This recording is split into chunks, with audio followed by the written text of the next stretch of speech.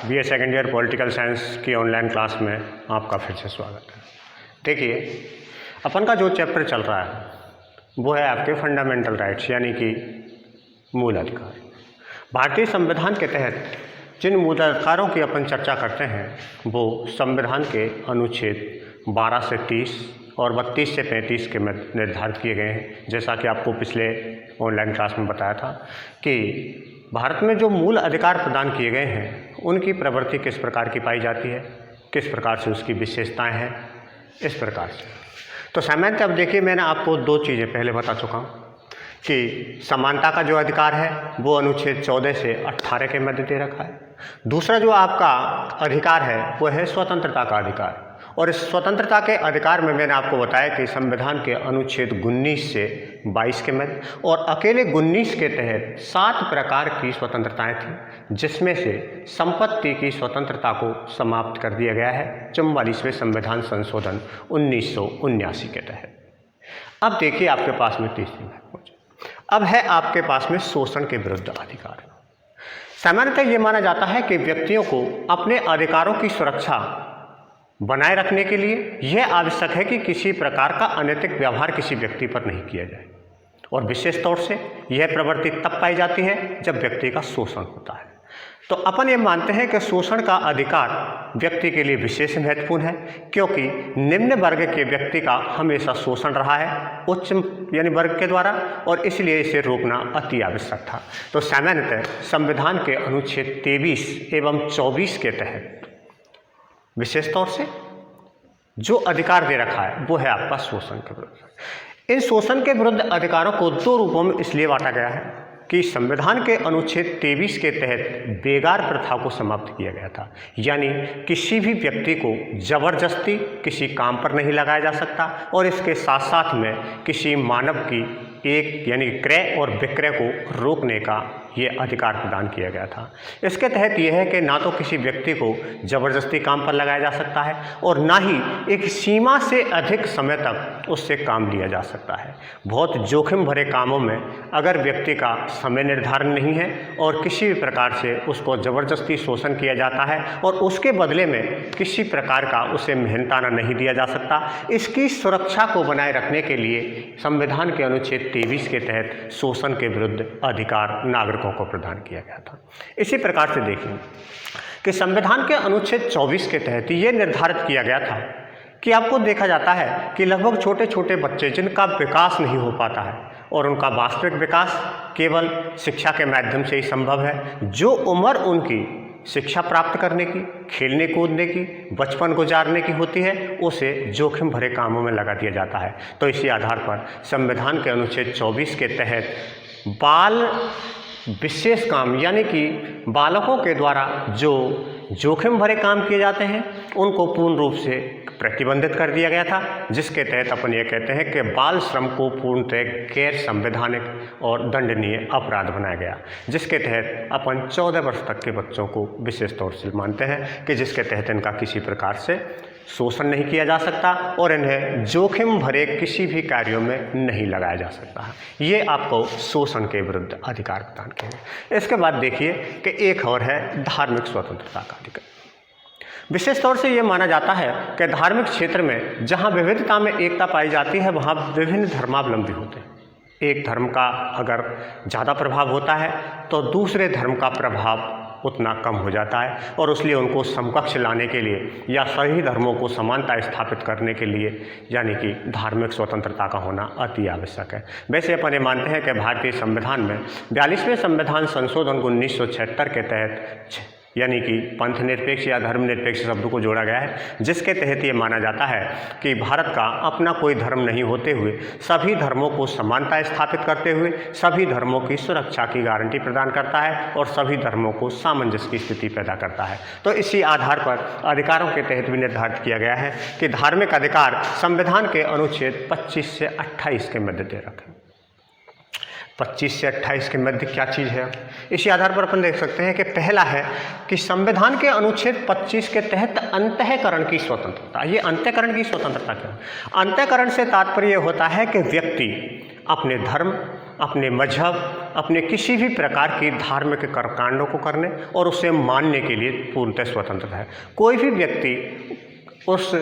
किसी धर्मावलंबी पर ना तो किसी प्रकार का दबाव डाल सकता है, ना ही उसे धर्म परिवर्तन के लिए ज़्यादा से ज़्यादा यानी प्रभावित करता हो। सामान्यतः अपन ये कह सकते हैं कि सभी व्यक्तियों को अपने धर्म का अनुसरण करने, पूजा पाठ करने या उसके प्रति श्रद्धा अर्पित करने की पूरी स्वतंत्रता प्रदान की गई है। इसी आधार पर देखिए संविधान के अनुच्छेद 26 के तहत यह निर्धारित किया गया है कि सभी व्यक्तियों को जब यह अधिकार प्राप्त होता है कि अपनी श्रद्धा के अनुसार या जिस धर्म का वह अनुयायी है उसकी पूजा पाठ करने या अन्य प्रकार के कार्य यानी कर्मकांड करने की जब स्वतंत्रता प्रदान की जाती है, तो संविधान के अनुच्छेद 26 के तहत ये निर्धारित है कि सभी व्यक्तियों को अपने धर्म का प्रबंध करने की पूरी स्वतंत्रता प्रदान करता है। जैसे कि मंदिरों का निर्माण किया जाता है, मस्जिदों का निर्माण किया जाता है, गुरुद्वारों का निर्माण किया जाता है या अन्य किसी प्रकार के यानी कि चर्च का निर्माण किया जाता है, तो सभी धर्मावलंबियों को यह अधिकार है कि वह अपने धर्म का प्रबंध करने की पूर्णतः स्वतंत्रता है और कोई भी व्यक्ति अपने धर्म का अनुसरण करने के लिए उन संस्थाओं का निर्माण यानी कर सकता है। विशेष तौर से इसके उपरांत देखिए कि संविधान के अनुच्छेद 27 के तहत संविधान के अनुच्छेद 27 के तहत भी धार्मिक क्षेत्र में कुछ स्वतंत्रताएं प्रदान की गई हैं। जैसे अपन ये मानते हैं कि धार्मिक क्षेत्र में अगर किसी व्यक्ति को यानी कि मंदिर में हो, मस्जिद में हो, यदि कोई आय के स्रोत होते हों तो उस पर किसी प्रकार का कर नहीं लगाया जा सकता। या अपन ये कह सकते हैं कि किसी व्यक्ति की आय का स्रोत केवल धार्मिक संस्थाएं हैं तो उस पर किसी प्रकार का कर राज्य के द्वारा निर्धारित नहीं किया जा सकता और उसे कर मुक्त किया रखा जाता है। सामान्यतः यानी कि किसी प्रकार का कर यदि किसी व्यक्ति को दिया जाता है तो यह गैरकानूनी माना जाता है और इसी के आधार पर यह निर्धारित है कि सभी व्यक्तियों को जिस रोजगार से है यानी कि धार्मिक कार्यों से है और उससे जो आय होती है उस पर किसी प्रकार का कोई राज्य के द्वारा कर निर्धारित नहीं किया जा सकता। इसके उपरांत देखिए कि संविधान का अनुच्छेद 28, इसमें देखिए विशेष तौर से ये बात है कि अपन ये मानते हैं कि भारत को जब धर्मनिरपेक्ष राज्य बनाया गया है तो राज्य का यह दायित्व है कि राजकीय शिक्षण संस्थाओं में धार्मिक शिक्षा किसी प्रकार की प्रदान नहीं की जा सकती। व्यक्तिगत रूप से भी कहा जा सकता है कि यदि कोई संस्था हिंदू अगर समुदाय की है तो वहाँ पर हिंदू धर्म के लिए पृथक से कोई भी यानी कि ना तो किताब जारी की जा सकती, ना ही किसी प्रकार की शिक्षण व्यवस्था की जा सकती। तो सामान्य से ये कहा जा सकता है कि राजकीय शिक्षण संस्थाओं में किसी भी प्रकार से धार्मिक शिक्षा निषिद्ध है और इस प्रकार से किसी भी शिक्षा का निराकरण नहीं किया जा सकता। लेकिन साथ साथ भी ये भी माना जाता है कि विशेष तौर से कि कभी ऐसा होता है कि छोटे समुदाय यानी कि जो अल्पसंख्यक होते हैं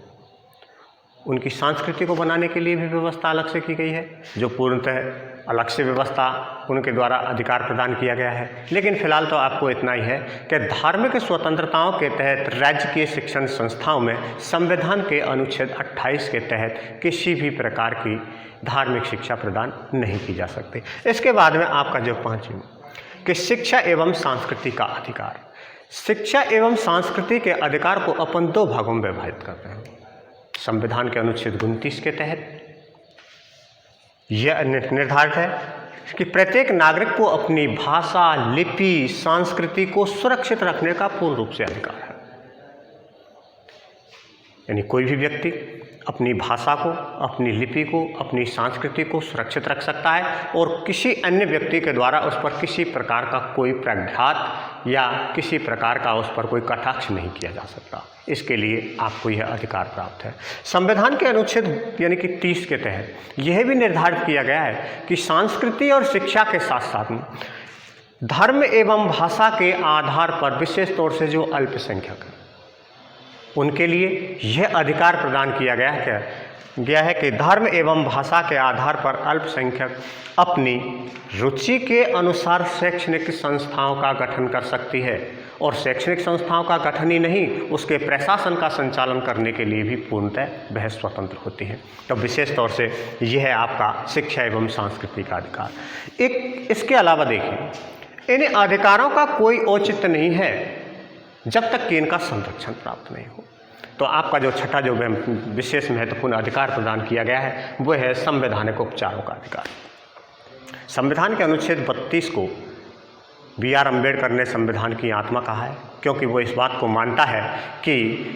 इतने अधिकार यदि संविधान के तहत दिए गए हैं, यदि इनकी अनुपालना नहीं होती है तो इन अधिकारों का कोई औचित्य नहीं है। इसलिए इनका संरक्षण अति आवश्यक है और संरक्षण के लिए उन्होंने अलग से संवैधानिक उपचारों का अधिकार संविधान के अनुच्छेद 32 के तहत किया गया है। सामान्यतः अपन ये कह सकते हैं कि इन अधिकारों की सुरक्षा का दायित्व उच्च न्यायालय एवं सर्वोच्च न्यायालय दोनों में ही बात दायर करने का अधिकार होता है। यानी कि कोई भी व्यक्ति यदि इन अधिकारों का अनुसरण नहीं कर पाता है तो वह चाहे तो उच्च न्यायालय में या सर्वोच्च न्यायालय में इन अधिकारों को प्राप्त करने के लिए कोई भी रिट जारी कर सकता है, कोई भी इस प्रकार की किसी प्रकार के बात दायर कर सकता है। लेकिन इन अधिकारों का कार्य अनुच्छेद 32 के तहत किया कैसे जाता है, उसके लिए 5 महत्वपूर्ण पॉइंट दे रखा। सबसे पहली बात तो ये माना जाता है कि कभी कभार देखा जाता है कि राज्य की सुरक्षा के नाम पर व्यक्तियों को गिरफ्तार कर लिया जाता है। कोई व्यक्ति ऐसे कार्यों को संपादित करता है जो उसका अधिकार क्षेत्र में नहीं आता और दूसरे के अधिकारों का हनन करता है। इसके उपरांत कभी कभी निम्न न्यायालय अपने अधिकार क्षेत्र में ऐसे कार्यों को कर देते हैं जो उसके अधिकार क्षेत्र में नहीं आते। इसकी व्यवस्था को बनाए रखने के लिए या इस अनाचार को समाप्त करने के लिए कुछ व्यवस्थाएं निर्धारित की गई हैं कि सर्वोच्च न्यायालय संवैधानिक उपचारों का अधिकार किस प्रकार से करता है। जैसे कि पहला है बंदी प्रत्यक्षीकरण। बंदी प्रत्यक्षीकरण से तात्पर्य यह होता है कि यदि किसी व्यक्ति को बिना अपराध किए यदि गिरफ्तार किया गया हो तो किसी न किसी रूप में यह दायित्व होता है गिरफ्तार करने वाले व्यक्ति का, या अपन ये कह सकते हैं कि पुलिस का या अन्य प्रकार की संस्थाओं का यह दायित्व होता है कि वह उसे 24 घंटे के अंदर अंदर अदालत में पेश करे और यदि उस पर किसी प्रकार का कोई अपराध सिद्ध नहीं होता है तो उसे बंदी प्रत्यक्षीकरण के आधार पर उसे क्षमा कर दिया जाता है और उसे रिहा कर दिया जाता है। लेकिन अधिक समय तक व्यक्ति को गिरफ्तार नहीं किया जा सकता। इसी आधार पर देखिए कि दूसरा महत्वपूर्ण है कि परमादेश। ये परमादेश वह आदेश होता है जिसमें कोई भी उच्च पदाधिकारी जो प्रशासनिक क्षेत्र का हो, यदि अपने कर्तव्यों का निर्वहन ठीक प्रकार से नहीं करता तो और इसके कारण व्यक्ति के अधिकारों का हनन होता है तो ऐसी स्थिति में न्यायालय द्वारा परमादेश जारी किया जाता है और यह उच्च पदाधिकारियों को उनको कर्तव्यों का बोध कराने के लिए जो आदेश जारी करता है उसे अपन परमादेश कहते हैं। तीसरा महत्वपूर्ण है यानी प्रतिषेध। प्रतिषेध से तात्पर्य ये माना जाता है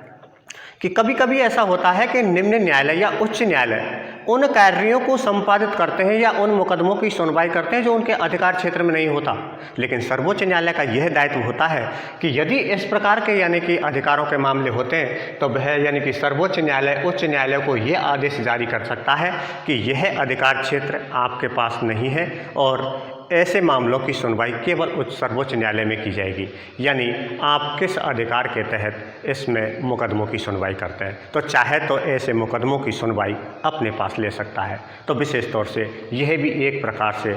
अधिकारों को सुरक्षित रखने का महत्वपूर्ण तरीका है। इसके बाद दे रखा है आपका प्रतिषेध, उत्प्रेषण। उत्प्रेषण से तात्पर्य ये माना जाता है कि अधिकांशतः क्या होता है कि निम्न न्यायालय अपने फैसलों की सुनवाई करते हैं जो उनके अधिकार क्षेत्र में तो होते हैं, लेकिन सर्वोच्च न्यायालय को अगर ऐसा आभास होता है कि इस मामले पर सुनवाई न्यायपालिका के अनुकूल नहीं हो पाई है तो ऐसी स्थिति में चाहे तो उच्च न्यायालय अधीनस्थ न्यायालयों से किसी भी दस्तावेज को मंगवाकर उसकी समीक्षा कर सकती है और उस पर पुनः निर्णय देने का अधिकार भी रखती है। सामान्यतः यह एक बहुत महत्वपूर्ण प्रक्रिया है कि यदि उच्च न्यायालय को ऐसा लगता है कि अधीनस्थ न्यायालय के द्वारा दिए गए फैसले व्यक्तिगत रूप से प्रभावित हैं या मानवाधिकारों के विरुद्ध हैं तो ऐसे मामलों की सुनवाई के लिए वह चाहे तो किसी भी दस्तावेज को जो अधीनस्थ न्यायालयों में है उनकी जांच करने के लिए अपने पास बुला सकता है या मंगा सकता है और वह फैसला देने के लिए स्वतंत्र है। इसके साथ साथ है आपका अधिकार परीक्षा। यह विशेष तौर से ऐसा कार्य है जो अपन मानते हैं कि कुछ प्रशासनिक अधिकारी या कुछ उच्च अधिकारी ऐसे कार्यों को करने के लिए स्वतंत्र तो हो जाते हैं कि यह हमारा कार्य है, लेकिन वास्तविक रूप से देखा जाता है तो वह उसके अधिकार क्षेत्र में नहीं होता। तो ऐसी स्थिति में सर्वोच्च न्यायालय या उच्च न्यायालय ऐसे अधिकारियों को निलंबित कर सकता है, आदेश जारी कर सकता है, या किसी प्रकार का उस पर यह प्रश्न या जवाबी कार्यवाही मांगी जा सकती है, जिसके तहत वो कह सकता है कि जो अधिकार क्षेत्र आपके पास नहीं है और आप उस पर कार्य कर रहे हैं, आप किस अधिकार के तहत इन कार्यों को कर रहे हैं, यह एक प्रकार से अधिकार परीक्षा के तहत आता है। सामान्यतः ये माना जाता है जो यह आपके मूल अधिकार हैं, इन अधिकारों के तहत ही अपन